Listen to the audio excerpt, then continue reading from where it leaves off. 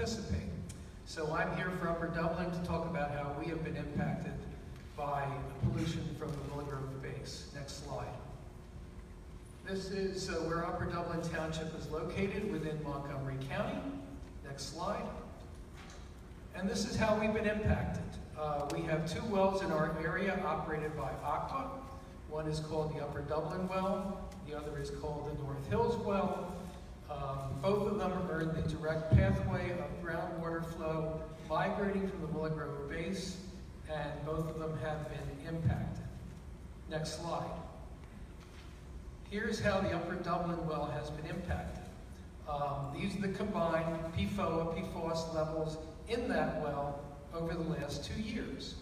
And we're comparing that to not the federal standard, which there are serious questions about, but the New Jersey and the Vermont standard. So where our levels exceed New Jersey and Vermont, it's highlighted in red.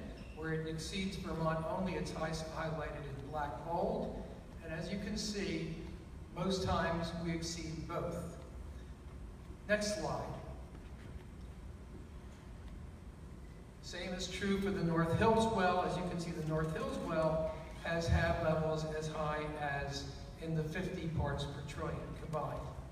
Now, what's been done in Upper Dublin? Well, you heard how Warrington and Horsham and Warminster townships all adopted a policy of no detect. What happened in Upper Dublin? Next slide. Nothing has happened yet in Upper Dublin. We had a meeting at our township in April 2016. The room was packed. The commissioners were there. The people in the audience who were there, I'm going to ask them to stand. Jill, Florian, Lisa Faden, Danielle Faden, Jody Benjamin, we all spoke at that meeting. They will be speaking again during the listening session. We made it clear, just as these other 3 townships did, we thought this was unacceptable. We wanted no detect also. Aqua's response was, as long as we're below 70, we are not going to do anything. That's what we heard at that meeting. More recently, our commissioners passed 2 resolutions. One resolution was supporting the legislation proposed by State Senator Mert to establish a statewide standard of 5 parts per trillion. The other was a resolution to reach out to Aqua and ask them to either shut down the Upper Dublin well or find a way to reduce the level to no detect, or as close to no detect as possible. To my knowledge, they have not yet responded to that request.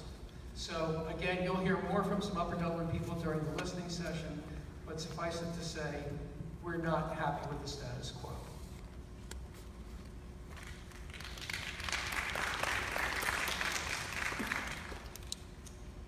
Next slide. Okay, at this point, we would like to provide some community recommendations for the EPA's PFAS management plan. We have a big problem that needs a unified approach from our government agencies.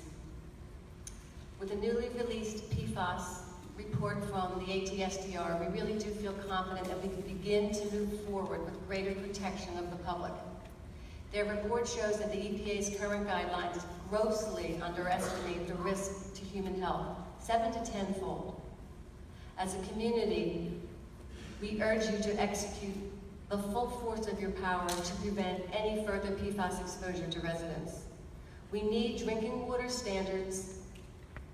We need drinking water safe enough for infants and for children. It needs to be safe enough for cancer survivors, for the elderly, and all the others that have endured decades of exposure. The time is now to set an enforceable standard under the Safe Drinking Water Act that is at least as protective as ATSDR suggests and as close to non-detect as possible.